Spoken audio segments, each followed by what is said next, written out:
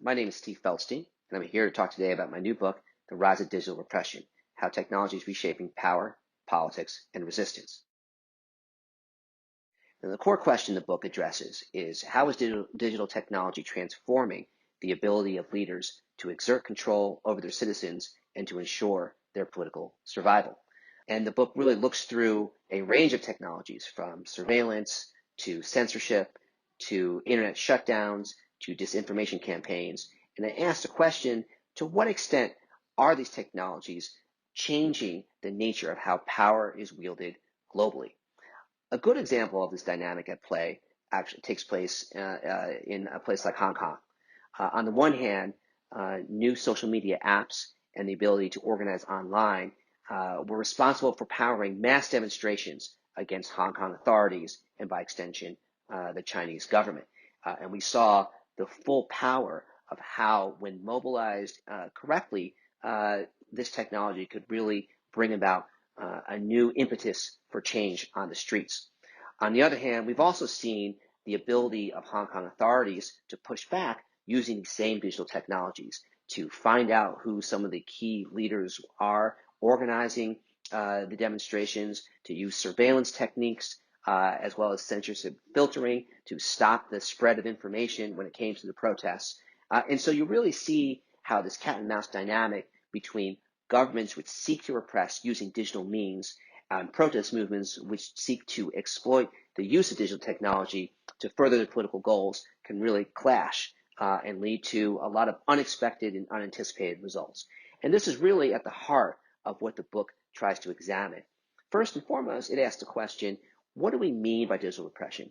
How do you define it? When are different tools used? And to what effect? What kind of impact do they have? Another question the book examines is there a relationship between the use of digital technologies for obtaining political objectives in the type of political system that a country has? So, for example, is it mostly just authoritarian states and authoritarian leaders who use digital technology? Or are these tactics that are used perhaps in different ways by democracies as well? A third question looks at the role of China when it comes to proliferating these tools. China has been a pioneer when it comes to using creatively new modes of surveillance combined with censorship and other digital technologies to repress wide swaths of its population. And there's growing concern that China is exporting these models to other countries. And so this is another aspect that this book examines. To what extent is the China model something that we should worry about when it comes to its global spread?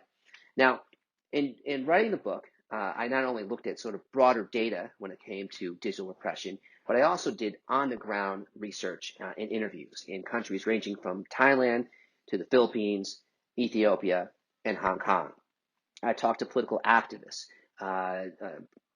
digital tech companies, politicians, intelligence services officers, policymakers, journalists, and I really tried to get an understanding on the ground about what technologies mean for the coming struggles that we see politically. How will they affect the nature in which governments will rule in the future? What can we expect when it comes to both an increasing reliance by citizenry on communicating online, combined with a recognition by governments that these very same tools can be a really ideal mechanism for control?